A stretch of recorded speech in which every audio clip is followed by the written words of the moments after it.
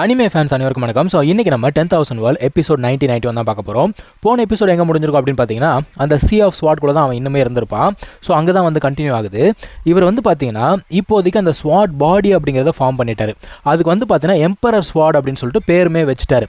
ஆனால் அதுக்கு மேலே வந்து பார்த்தீங்கன்னா அவரால் போக முடியல. என்னடா இதுதான் என்னோட லிமிட்டா அப்படின்னு சொல்லிட்டு மனுஷன் ரொம்ப கவலையில் உட்காந்துருக்கும் போது அங்கே ஒரு சம்பவம் நடக்குது.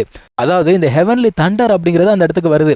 இந்த ஹெவன்லி தண்டர் எப்போ வரும் அப்படின்னா, ஒருத்தர் வந்து ஒரு பர்டிகுலர் லெவலில் ரீச் ஆனதுக்கு அப்புறமா இந்த தண்டர் அப்படிங்கிறது வரும். இவர் என்ன சொல்றாரு, இவரோட ஸ்வாட் வந்து எந்த அளவுக்கு ஸ்ட்ராங்கா ஹெவன் அண்ட் எர்த்தையே வந்து அதால் டிஸ்ட்ராய் பண்ண முடியும், அண்டர் வேர்ல்டே டிஸ்ட்ராய் பண்ண முடியும், ஒரு சாதாரண தண்டர் என்ன எப்படி ஹார்ம் பண்ண முடியும் அப்படிங்கிறார் மனுஷன். இந்த இடத்துல அவரோட ஹார்ட் அப்படிங்கிறது எந்த அளவுக்கு ஸ்ட்ராங்காக இருக்குது அப்படிங்கிறத நம்ம பார்க்கணும். அவர் என்ன பண்ணுறாரு, முதல்ல அந்த ஸ்வாடை யூஸ் பண்ணி தண்டரை வந்து தடுத்து விட்டுக்கிட்டே இருக்காரு. ஆனால் ஒரு கட்டத்தில் என்ன யோசிக்கிறாருன்னா, இதில் வந்து ஏகப்பட்ட பவர் அப்படிங்கிறது இருக்குது, அந்த பவரை நான் ஏன் யூஸ் பண்ணிக்க கூடாது அப்படின்னு சொல்லிட்டு அந்த ஒரு தண்டர் பவரை இவரோட அந்த ஸ்வாட் சோல் இருக்கு இல்லையா, அது கூட வந்து கம்பைன் பண்ணுறாரு. இதுக்கு முன்னாடி லின்ஃபங் வந்து கம்பைன் பண்ண ட்ரை பண்ணாலும் அவனோட அந்த மார்ஷல் சோலை அதே மாதிரி தான். பட் ஆனால் இவர் வந்து பார்த்தீங்கன்னா சக்ஸஸ்ஃபுல்லாக கம்பைன் பண்ணிட்டாரு. இப்போ மனுஷன் இதை யூஸ் பண்ணி 3 டெக்னிக் அப்படிங்கிறத கண்டுபிடிக்கிறாருப்பா. அதாவது தண்டர் ஸ்வாடு, அதுக்கப்புறமா sky piercing sword, sky splitting ஸ்வாட்னு சொல்லிட்டு 3 டெக்னிக் அப்படிங்கிறத கண்டுபிடிக்கிறார். இதெல்லாம் பார்க்கும்போது இவனுக்கு ஒரு அண்டர்ஸ்டாண்டிங் அப்படிங்கிறது வரும் இல்லையா. அவர் என்ன சொல்கிறாருன்னா, இந்த பாத் ஆஃப் கல்டிவேஷன் அப்படின்னு சொல்கிறாங்களே, இது வந்து என்லெஸ் அப்படிங்கிறாரு. இதுக்கு முடிவே கிடையாது. நம்ம வந்து என்ன பண்ணக்கூடாது அப்படின்னா, நம்முடைய முன்னோர்கள் இருக்காங்களே அவங்களெல்லாம் பார்த்து இதுதான் வந்து முடிவு அப்படின்னு சொல்லிட்டு நினச்சிக்க கூடாது. நம்ம என்ன பண்ணணும், நம்முடைய ஓன் எஃபர்ட்ஸில் இதோட ட்ரூ மீனிங் அப்படிங்கிறத கண்டுபிடிக்கணும். ஸோ நீ வந்து கண்டினியூஸாக ப்ராக்டிஸ் பண்ணி நிறுத்திடாத அப்படிங்கிறாரு. அதுக்கேற்ற மாதிரி இவன் என்ன பண்ணானா, அந்த ஒரு இடத்துல உட்காந்து ப்ராக்டிஸ் அப்படிங்கிறத பண்ணிக்கிட்டு இருக்கான். இப்போ இவனுக்கு வந்து பார்த்தீங்கன்னா ஒரு சில அண்டர்ஸ்டாண்டிங் அப்படிங்கிறது கிடைக்குது, ஒரு மீனிங் அப்படிங்கிறது இவனுக்கு கிடைக்குது.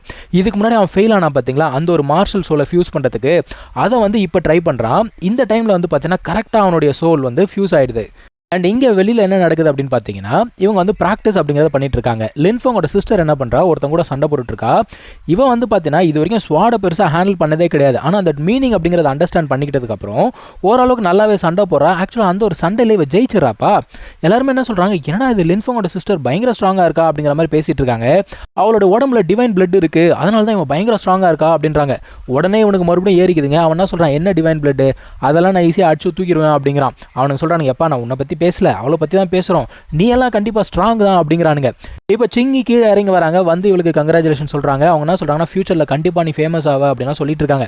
இப்போ விஷயம் என்ன அப்படின்னு பார்த்தீங்கன்னா, இவங்களுக்குமே லின்ஃபங் என்னடா ஆச்சு, இன்னும் வெளியில் வரலையேன்னு தான் யோசனை.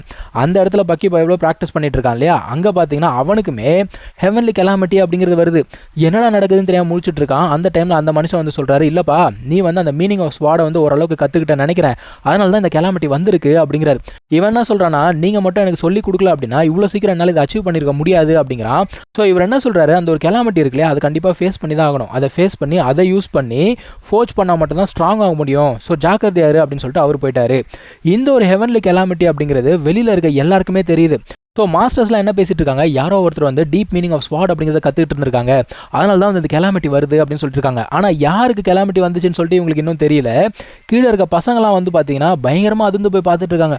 ஆஹா யாரா இது, இதை பார்த்தா ஏதோ ஸ்வாட் எம்பரர் போல தெரியுதே அப்படிங்கிறாங்க. அவனுங்களுக்குமே வந்து லின்ஃபங் தான் அப்படிங்கிறது சத்தியமாக தெரியல. பட் ஆனால் அது வரக்கூடிய திசை இருக்குது பார்த்தீங்களா, அதை வச்சு சிங்கி கண்டுபிடிச்சிட்டாங்க. இது வந்து பார்த்தீங்கன்னா சி ஆஃப் ஸ்வாட்குள்ளே தான் இருக்குது, கண்டிப்பாக லின்ஃபங்காக இருக்குமோ அப்படின்னு சொல்லிட்டு இவங்க யோசிக்க ஆரம்பிக்கிறாங்க. பட் ஆனால் இந்த ஒரு கெலாமிட்டி சாதாரணமா இல்லை, இதை பார்க்கும்போது பயங்கரமா இருக்கு, ஆனால் ஸ்வாட் எம்பரர் லெவலுக்குமே இல்லை அப்படின்ற மாதிரி இன்னொரு மாஸ்டர் சொல்லிட்டு இருக்காரு. லின்ஃபங் என்ன பண்றான், அந்த கெலாமிட்டிலேருந்து லைட்னிங் வருது பார்த்தீங்களா, அதோட பவரை யூஸ் பண்ணிக்கணும் அப்படின்னு சொல்லிட்டு பார்த்துக்கிட்டு இருக்கான். ஸோ இந்த கெலாமிட்டி முடிஞ்ச உடனே இந்த மனுஷன் வந்து கேட்குறாரு, டேய் அதில் இருக்க பவரை வந்து உனக்கு யூஸ் பண்ணிக்கணும்னு பார்க்குற பத்தியா, ரைட்ரா, இந்த மாதிரி ஒரு தைரியம் உண்மையிலே எத்தனை பேருக்கு வரும், கண்டிப்பாக நிறைய பேருக்குலாம் வராது அப்படிங்கிறாரு. ஸோ மனுஷன் வந்து என்ன சொல்கிறான்னா, கண்டினியூஸாக ப்ராக்டிஸ் பண்ணு, இதோட நிறுத்திடாத, இதுக்கப்புறம் உனக்கு சொல்லிக் கொடுத்துக்கு என்கிட்ட எதுவுமே கிடையாது, கண்டிப்பாக எனக்கு தெரிஞ்சு நீ பெரிய ஆளாக வருவே, ஸோ திரும்ப போ ப்ராக்டிஸ் பண்ணு அப்படின்னு சொல்லிட்டு அமுச்சு வர்றாரு. இவனுமே என்ன பண்ணுறான்னா, அந்த ஒரு பறவை மேலே ஏறி வெளியில் வர ஆரம்பிக்கிறான். அப்படியே வந்து பார்த்தா அங்கே யாரையுமே காணோம். ஆஹா காம்படிஷன் ஆரம்பிச்சிச்சா என்னன்னு தெரியலையே, நான் வேற ரொம்ப நாள் உள்ளுக்குள்ளே இருந்துட்டேன் போல தெரியுதே அப்படின்னு சொல்லிட்டு இப்போ தான் யோசிக்கிறான். சரின்னு சொல்லிட்டு அந்த ஒரு பறவை வந்து பார்த்தீங்கன்னா ஒரு காம்படிஷன் நடக்கக்கூடிய அந்த ஒரு இடத்தை காட்டுது. அவனோட சிஸ்டரும் சென்ஹாயும் சண்டை போட்டுட்டு இருக்காங்க. அந்த சென்ஹாய் வந்து பார்த்தீங்கன்னா டிவைன் மார்ஷல் ரெல்ம் அப்படிங்கிறத ரீச் பண்ணிட்டானா. அவன் வந்து பயங்கர ஸ்ட்ராங்காக இருக்கான். பட் ஆனால் இவ சிஸ்டர் நினச்சா ஈஸியாக வந்து பார்த்தீங்கன்னா சண்டை போட்டு டிஃபீட் பண்ணுற முடியும். இவளுக்கு பாய்சன் பவர் இருக்குல்ல, ஆனால் இவளுக்கு என்னன்னா, நான் அதை யூஸ் பண்ணி அவனுக்கு ஏதாவது ஆகி அதுக்கப்புறம் மறுபடியும் ஆரம்பிச்சிருவாங்க. அண்டர் கிரவுண்ட் ரேஸ்னு வாங்க, டீமன் ரேஸ்னு வாங்க, எதுக்கு வம்பு, ஏன் அண்ணனுக்கு தான் பிரச்சனையாக போகும்னு சொல்லிட்டு அந்த ஒரு பவர்லாம் யூஸ் பண்ணாமல் நார்மலாக சண்டை போடுறாப்பா. இப்போ இந்த ஒரு சண்டையில் வந்து பார்த்தீங்கன்னா இவன் லிட்டரலாக தோற்று போயிட்டா. அவன் நிறுத்தணும்ல, நிறுத்தலை, மறுபடியும் என்ன பண்ணுறான், கண்டினியூஸாக அட்டாக் பண்ணணும் அப்படின்னு சொல்லிட்டு பார்க்குறான். இது எப்படி நியாயம்? அந்த டைமில் லின்ஃபெங் என்ன பண்ணுறான், வேகமாக வந்து அவனோட சிஸ்டரை காப்பாற்றிடுறான். இப்போ லின்ஃபெங் என்ன கேட்குறான் அவனோட சிஸ்டரை, நீ ஏன் ஃபுல் எஃபர்ட் போட்டு சண்டை போடல அப்படின்னு சொல்லிட்டு கேட்குறான். நீ மட்டும் நல்லா சண்டை போட்டுருந்தேன் அப்படின்னா நீ வின் பண்ணியிருக்கலாம்ல அப்படிங்கிறான். அவன் என்ன சொல்கிறா, ஐயோ தேவையே கிடையாது, நான் ஏதாவது பண்ணிவிடுவேன், அதுக்கப்புறம் இவங்க மறுபடியும் ஆரம்பிச்சிருவாங்க, எனக்கு வேணவே வேணாம் அப்படிங்கிறா. அவன் என்ன சொல்கிறான், இது ஒரு காம்படிஷன், நீ வந்து உன்னோட பவரை கண்ட்ரோல் பண்ணி சண்டை போட்ட அப்படின்னா எவனும் உன்னை ப்ளேம் பண்ண முடியாது அப்படின்னு சொல்கிறான்.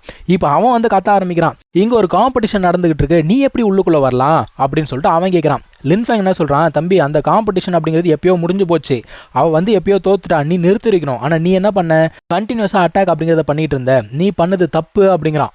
ஆனால் அவன் என்ன சொல்கிறான்னா, இது ஒரு காம்படிஷன் தானே, அப்போ நீ வந்து சண்டை போடு அப்படிங்கிறான். அதை விட்டுட்டு நீ ஸ்வாட் மாஸ்டரோட ஸ்டூடெண்ட் அப்படிங்கிறதுக்காக கண்டமேனிக்கு பேசாத அப்படிங்கிறான். இப்போ கூட ஸ்வாட் மாஸ்டர் எங்கடா வந்தார் சண்டைக்கு? அவன் லிட்டரலாக எப்படி பேசுகிறான்னா, இவனுக்கு வந்து சண்டை போகிறதுக்கு வந்து தைரியம் கிடையாது, இவனுக்கு வந்து தகுதியே கிடையாது, அந்த மாதிரி பேச ஆரம்பிக்கிறான். அந்த டைமில் சுற்றி இருக்க பசங்களும் வந்து பார்த்தீங்கன்னா ஜால்ரா தட்டுற மாதிரி, ஆமாம் சண்டை போடு சண்டை போடு சண்டை போடுன்னு சொல்லிட்டு கத்திக்கிட்டு இருக்காங்க. இதை பார்த்தோன்னே ஒரு மாஸ்டர் தலையில் கையே வச்சுட்டாங்க. இன்னொருத்தர் என்ன சொல்கிறாரு, சரி விடுமா, சின்ன பசங்க அப்படி தான் இருப்பாங்க அப்படிங்கிறாங்க. சரி ஓகே சண்டை போடலாம் அப்படின்னு சொல்லிட்டு அவனுமே போறான்ப்பா. இப்போ இந்த ஒரு சண்டை வந்து பார்த்தீங்கன்னா நார்மல் ஃபைட்டாக இருந்தால் நம்ம ஹீரோ ஈஸியாக அடிச்சு துவம்சம் பண்ணி வந்துருவான், அது எல்லாருக்குமே தெரியும். ஆனால் இங்கே நடக்க போகிறது சாதாரண சண்டை கிடையாது. அந்த வே ஆஃப் ஸ்வாட் அவங்க கற்றுக்கிட்டாங்க இல்லையா, அதை தான் இந்த இடத்துல அவங்க டெமான்ஸ்ட்ரேட் பண்ண வேண்டியதாக இருக்கும். அவன் என்ன சொல்கிறான், என்னோட வே ஆஃப் த ஸ்வாட் அப்படிங்கிறது உன்னோட அதிகமாக இருக்கும், நீ வந்து என்கிட்ட தோற்று போயிடுவே அப்படிங்கிறான். லின்ஃபெங் அப்படியே சிரிச்சுட்டு சொல்கிறான், டேய் வே ஆஃப் ஸ்வாட்டில் கூட எனக்கு தெரிஞ்சு நான் உனக்கு மேலே தாண்டா இருக்கேன் அப்படிங்கிறான். ஸோ அந்த பயபுள்ள என்ன பண்ணுது, அவனுடைய மார்ஷல் சோல் அப்படிங்கிறத கண்டென்ஸ் பண்ண ஆரம்பிக்குதுப்பா. அது மட்டும் இல்லாமல் அவன் என்ன சொல்கிறான், அவன் வந்து பார்த்தீங்கன்னா லெவல் 8 இருக்கான். அந்த ஸ்வாட் மாஸ்டரோடைய இன்டென்ட் அப்படிங்கிறதையும் அவன் கற்றுக்கிட்டானா. லின்ஃபெங் என்ன சொல்கிறானா, சரிப்பா நீ என்ன சோல் ஸ்வாட் வேணால் யூஸ் பண்ணிக்கோ, ஆனால் ஒன்று நீ வந்து முதல்ல என்னை அட்டாக் பண்ணு, நான் என்னுடைய மார்ஷல் சோலை வெளியில் எடுத்தேன்னு வச்சுக்கோங்க, உனக்கு அட்டாக் பண்ணுற சான்ஸ் கிடைக்காது அப்படிங்கிறான். இதை கேட்குறவனுக்கு எவ்வளோ காண்டா இருக்கும் யோசிச்சு பாருங்க. அவன் வந்து அட்டாக் பண்ணுறான், பட் ஆனால் இவன் என்ன பண்ணானா நகர்ந்து போயிடுறான். நகர்ந்து போயிட்டு அதோட நிற்காம இவ்வளோதான் அவன் அட்டாக்கா, இன்ட்ரெஸ்டிங்காகவே இல்லைன்னு சொல்லிட்டு எரியிற நெருப்பில் கெரோசினை தூக்கு ஊற்றுது பக்கி. அவன் என்ன பண்ணுறான், இந்த வருது பாருன்னு சொல்லிட்டு மறுபடியும் அட்டாக் பண்ணுறான். இந்த டைமில் லின்ஃபெங் அங்கேருந்து வேகமாக பறக்க ஆரம்பிக்கிறான். மற்றவங்களுக்கு என்னன்னா, என்னடா இவன் ஓடிக்கிட்டு இருக்கான் அப்படின்னு சொல்லிட்டு யோசிக்கிறாங்க. ஆனால் மாஸ்டர் என்ன யோசிக்கிறாரு, அவன் வந்து அந்த வே ஆஃப் த விண்ட் அப்படிங்கிறத கற்றுக்கிட்டான், அவனோட பாடியே விண்டு மாதிரி மாறிடுச்சு, அவன் வந்து விண்டு மாதிரியே மூவ் பண்ணுறான்னு சொல்லிட்டு அவர் யோசிச்சுட்டு இருக்காரு.